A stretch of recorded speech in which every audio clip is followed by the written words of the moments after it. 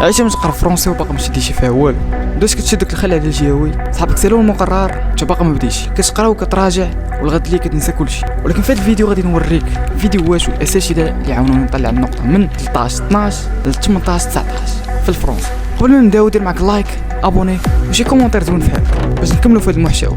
دونك جيب معاك ورقه وستيلو قيد معايا. اول حاجه خصنا نعرفوا هي كيفاش ننظموا الوقت في هذه الوقيته اللي بقاش، وهادشي شرحته في الفيديو اللي فات، كنصحك تفرج فيه مورا هذا الفيديو.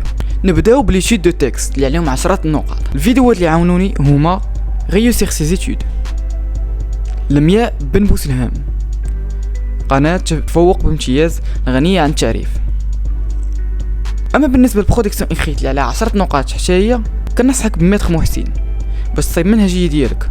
وفاش كنقول منهجيه كاع ما كنعني بها منهجيه جاهزه من عند شي استاذ حاطه في يوتيوب، كنعني بها لي ليان لوجيك والجمل اللي غيعاونوك تطلع الفوكابولير ديالك، وهادشي اللي غيعاونك تطلع حتى النقطه ديال البرودكسيون اكريت. ثاني فيديو هو الفيديو ديال توب فرونسي اللي كيعاونك تفهم السؤال ولا السوجي اللي كيتعطى لك. اما المشكل الكبير عند التلاميذ هو كيفاش يلقاو الحجاج اولا لي زارغومون.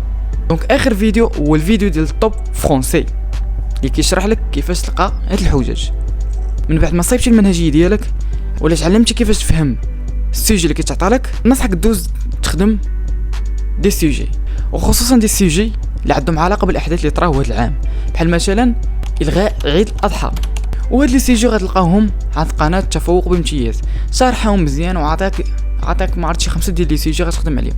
ما حدك وصلتي حتى لهنا خاصك تشكر راسك، حنساليش الوحش ديال الجهوي اللي هو الفرنسي، وخاصك تعرف انني نشاق فيك غادي تجيب النقطه اللي بغيتي. شجع راسك اكثر باش تكمل بنفس الحماس، وباش نموتيفيو بعضياتنا صايبت واحد الجروب ديال الواتساب غتلقاوه في البايو ديال الانستغرام دراكولا سي اي او.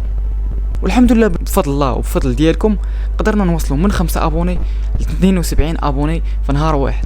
الجروب راه كنلوحوا فيه ملخصات ديال الدروس كاملين، ولا عارف شي معلومه راه كيحطها تماك، وكنموتيفيو في بعضياتنا. قبل ما نسيبوا الفيديو خلي معاك كومونتير تحت على المشكل اللي عندك في الجهوي.